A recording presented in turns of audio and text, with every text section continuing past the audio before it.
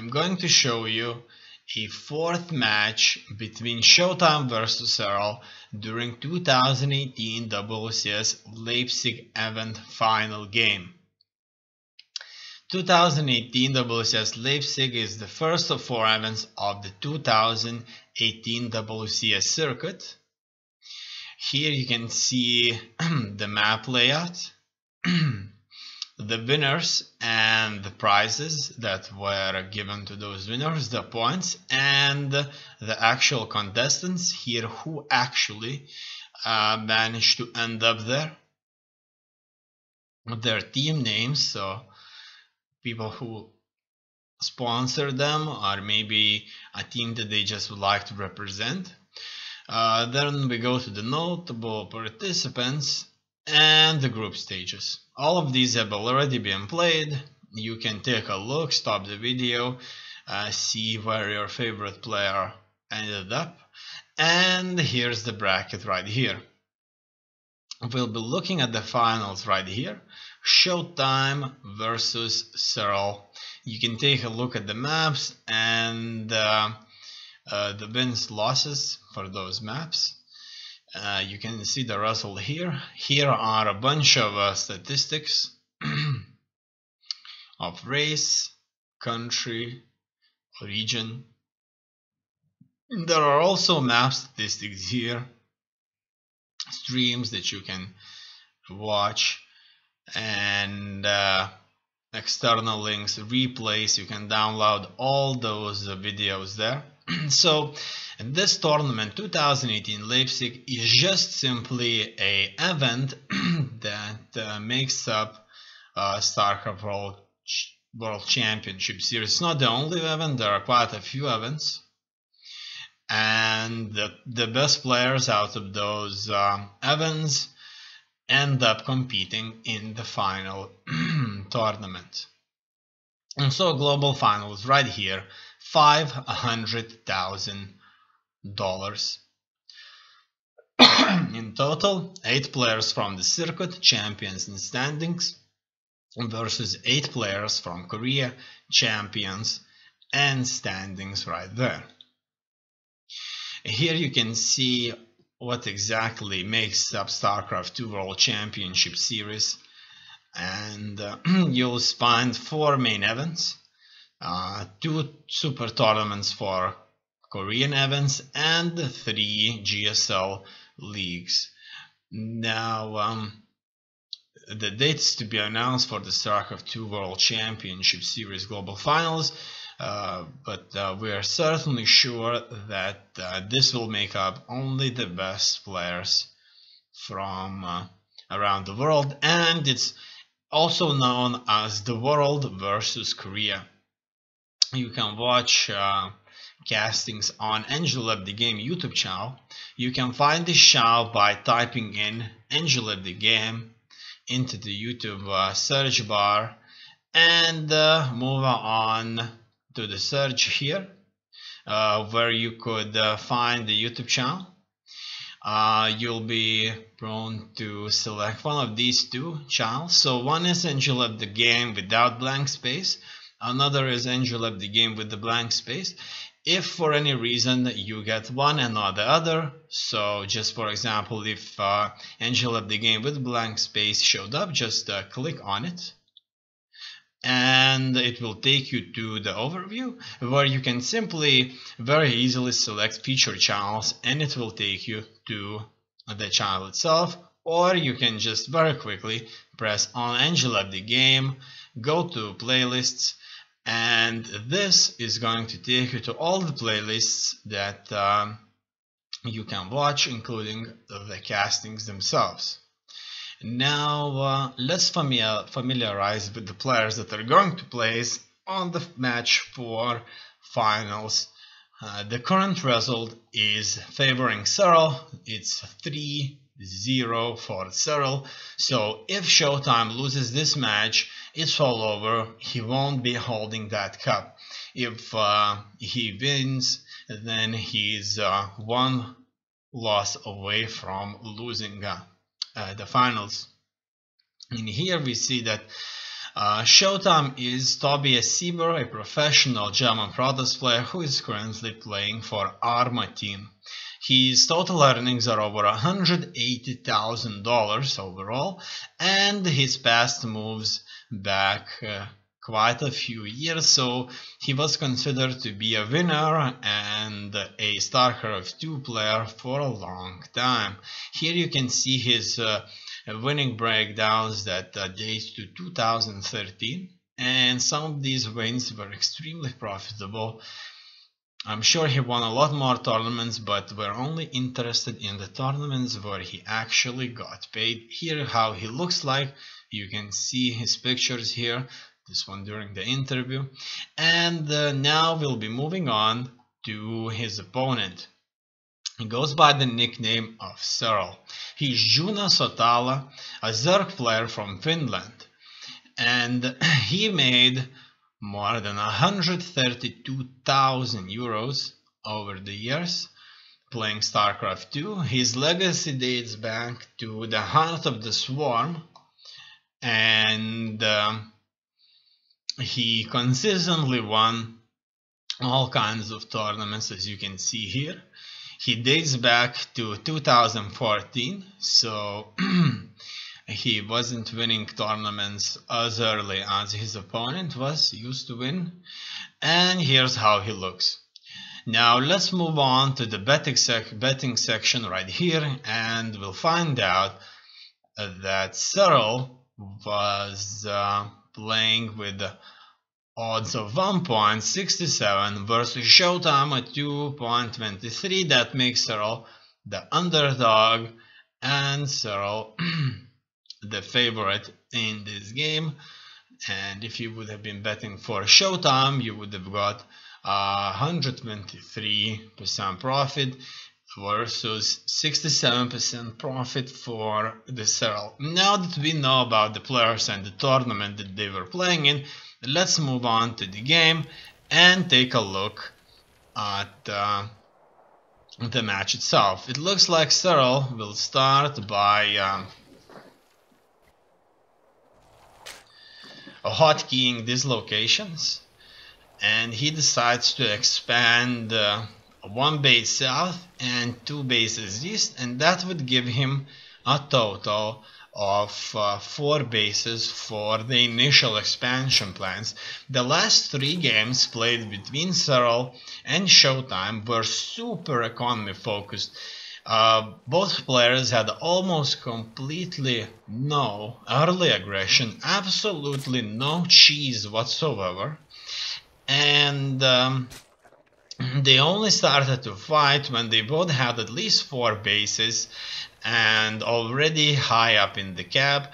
All 3 games were completely, almost 100%, besides just a few times Protoss player tried to push out, dominated by the Zerg player Serral, and most of the time the Protoss player was very much on the defensive, and the first 2 games were decided when the Protoss player Showtime wasn't able to defend his 5th base and just simply ran out of capacity to generate minerals, and the 3rd game absolutely maxed out because the fight happened for the last 2 bases, 6th and 7th base for the Protoss, and Protoss has faced extremely defensive Zerg play where the Zerg players simply sieged 6th and 7th base that belonged to the Protoss by building massive numbers of spore crawlers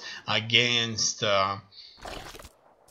Showtime's fleet with the mothership.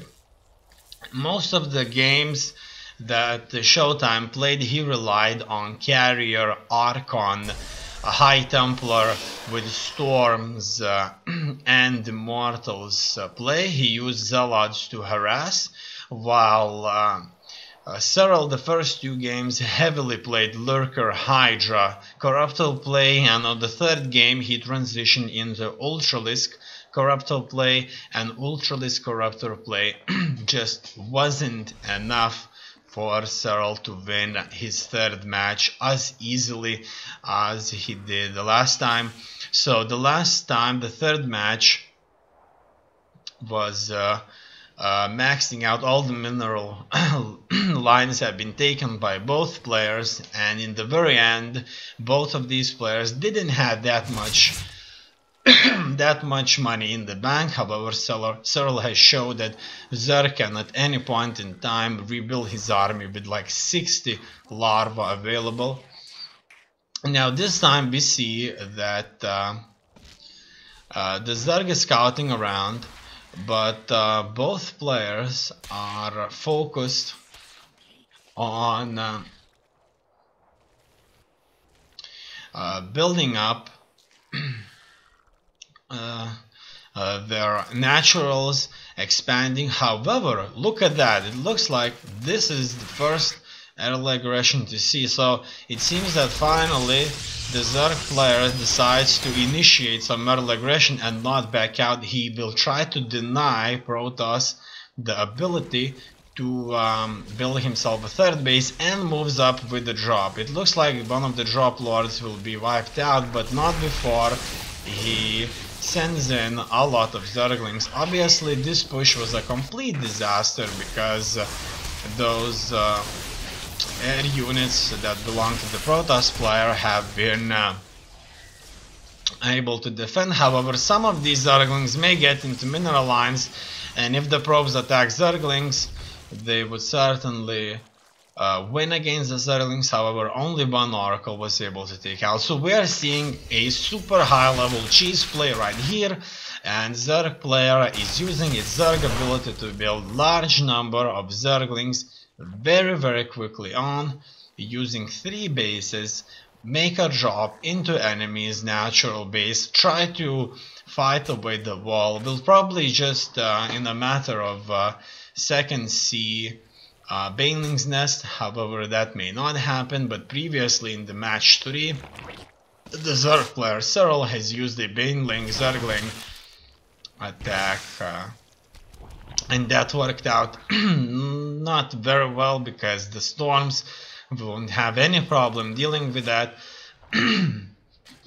and it just won't work out that well. In here we see that some of the static defense was certainly in place, but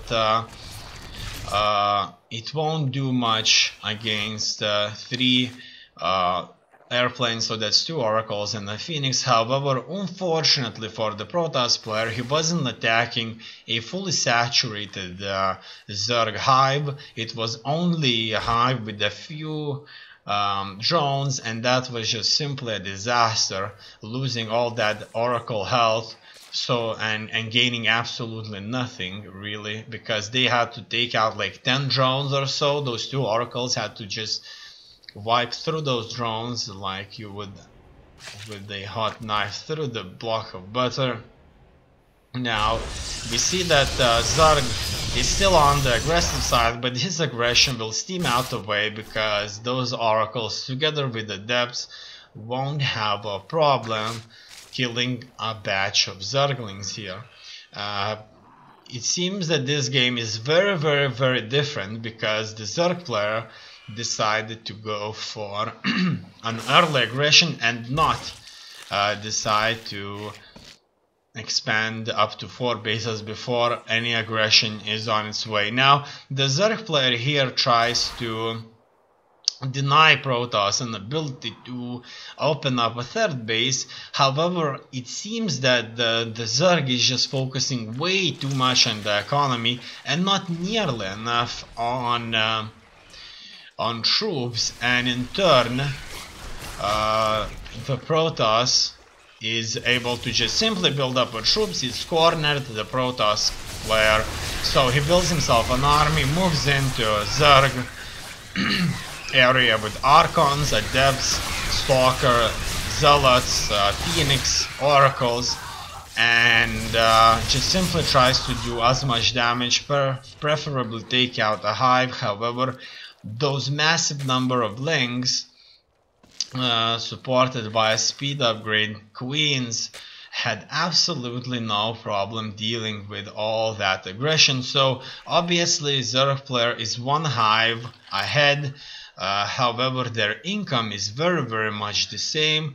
The Protoss has built an enormous amount of harvesters compared to the Zerg player, nearly 30 harvesters more at one point, established himself a third base right here, and is moving on to creation towards its fleet, I guess. Now, on the other hand, the Zerg player picks up his queens, he drops his queens to the third natural and tries to deny this. As you can see, that was an absolute success. All those lings and queens have dealt with all the units that Protoss had. It looks like this Overlord will bring the queens very quickly. 3 very tanky, very heavy queens. And with all those tanky, heavy queens, the Zerg player is going to take out whatever the opponent had. However, here the Zerg player was very greedy. He decided not to deal with the third base quickly and attacked a very well fortified defensive line over on the second nexus of the Showtime Protoss. Now, as you can see here, finally the Zerg player decides to get rid of that third nexus. He felt way too confident and didn't do that at first, but the aggression won't stop there. A drop is on its way, and it's gonna go for the mineral lines. Yeah, but look at that. That was such a professional, absolutely professional play where those Zerlings have been stopped. The Zerlings didn't move into the base from the other side, and they just have been completely wiped out. It looks like Zerg is transitioning towards a roach play here, and more Zerglings.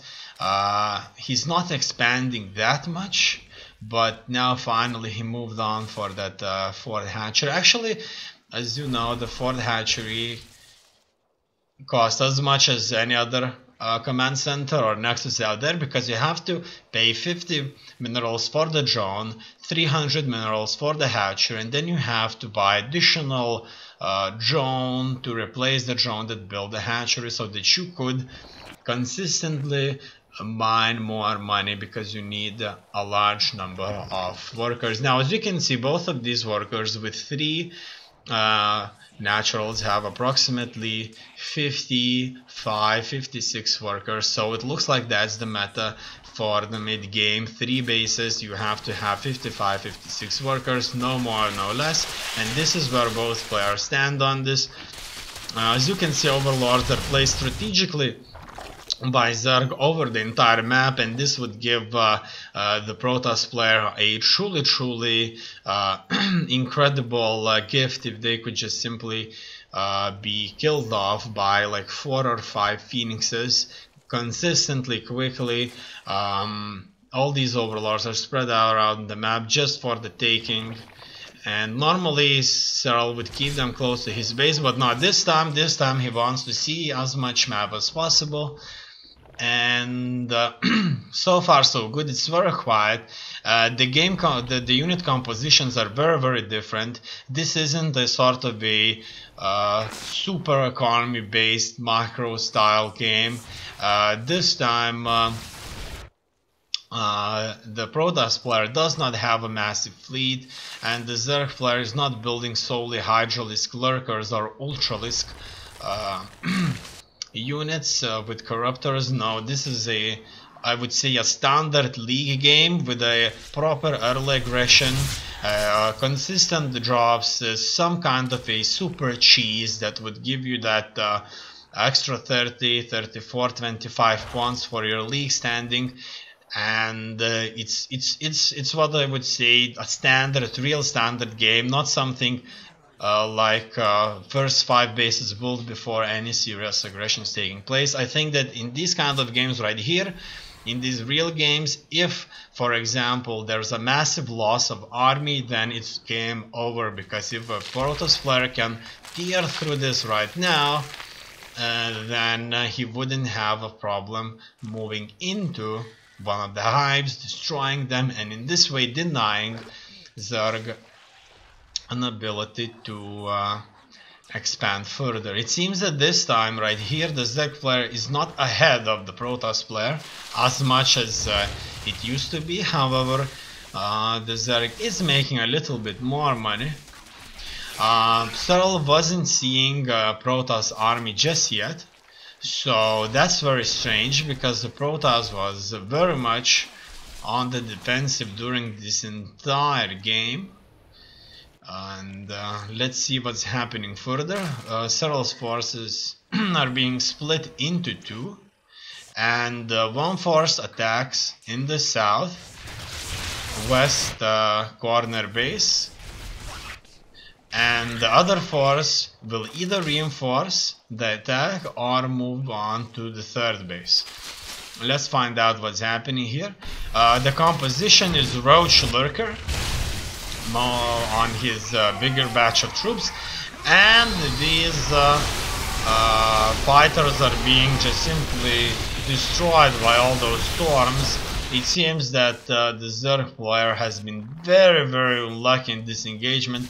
Those storms had easy time dealing with those lurkers, and when the lurkers faced immortals, they couldn't do much, and the Hydralisk certainly took some damage, so the storms were not avoided, and the income just isn't there really. However, the Zerg player relies on very expensive static defense at this point, and Hydralisk play. However, surprisingly for the Zerg here, he did got a really awesome hit into opponent's mineral lines, and now we have a show off right here.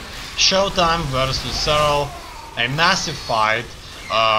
Protoss army mostly relies on immortals that can be easily wiped out by air units. However, at this point, the only air units that the Zerg player would have is the good old Mutalisk, and it's very expensive, and kind of Protoss has used this opportunity to build himself a seriously significant force here, consisting of massive number of immortals. So the Protoss player right here risked very much on air assault and relied on immortals to take out any Hydralisks out there, and as you can see, this has worked perfectly. Immortal High Templar play here, supported by a few of these Archons, has been too much for the Zerg player, and the Zerg player, due to the storms, couldn't stay in the fight for long. The Hydralisk just simply can't win against Immortals in a stand-up fight, and together with the combination of High Templar storms and Immortal attacks, the Zerg just didn't have enough steam to fight and recover. Besides that, most of the time Showtime was on the defensive. He built himself 4 bases. Serral, as normally, was consistently on the offensive, but this time something went wrong. Those storms were too perfect, those attacks were too devastating, and the Zerg was consistently losing those attacks, losing too many units, and when the push came, it came with a surprisingly high number of immortal units. In this case it was perfect, but if only Serral would have known that he had so many, like 11 immortals and more coming in, then I'm sure that Serral would have bought himself a bunch of Mutalisks who would easily tip the battle in his favor. In any case, finally the 4th match was concluded, and the current result is 3 wins for Serral and 1 win for the Protoss player Showtime, which means that Showtime is still in the finals and he still has a chance of winning the tournament just for himself.